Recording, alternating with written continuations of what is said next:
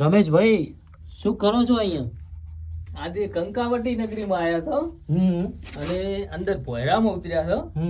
આ બહુ ઊંડું અને વિશાળકાય ભોયરું છે. બરાબર. અંદર ગણપતિ દાદાની મૂર્તિ આવેલી છે. મૂર્તિના દર્શન કર્યા અને થોડુંક આમ ડર લાગે એવું છે. પણ એક મહત્વની વસ્તુ એ છે કે આ લોકોએ બનાવ્યું છે કેટલું વીઆઈપી ડિઝાઇન અને ઈંટોથી બનાવેલું છે. અને આ મારી લાઈફમાં મેં ફર્સ્ટ ટાઈમ જોયું. પણ એ થોડું આમ ડર લાગે એવું છે ભાઈ, કારણ કે અંદર જીવ જંતુ રહે એવું છે. છતાંય અમે રિસ્ક લઈ અને અંદર ઉતર્યા છો જોવા માટે કરીને.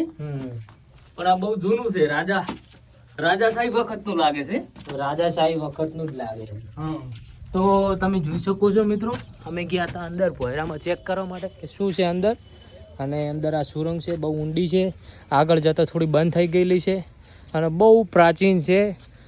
કહેવાય છે કે કાકર છે એ કંકાવટી નગર હતું. અને તમે જોઈ શકો છો એ લખેલું છે કંકાવટી નગરીના દેવી દેવતાઓ. અને આ બધી મૂર્તિ જોઈ શકો છો તમે, હજારો વર્ષ જૂની જમીનમાંથી મળેલી આ બધી મૂર્તિઓ છે. અમે આજ જોવા આવ્યા હતા અને અંદર જોઈને આજ પહેલી વખત મેં જોયું અંદર જઈને. બહુ ઊંડું ભોયરું છે અને અંદર એક વિશાળ ગણપતિ દાદાની મૂર્તિ છે. જોઈ અમને તો શું કહેશો, આ ભોયરું ક્યાં જતું છે રમેશભાઈ? કોને ખબર ક્યાં જતું છે? તો બહુ દૂર જતું છે, ઊંડું જ છે, બહુ ઊંડું છે.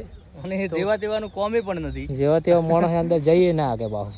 તો વિડીયો ગમે થોડી લાઈક કરી શેર કરજો. કોઈક વાર આવો આ બાજુ તો જોવા આવજો. ધન્યવાદ, આભાર.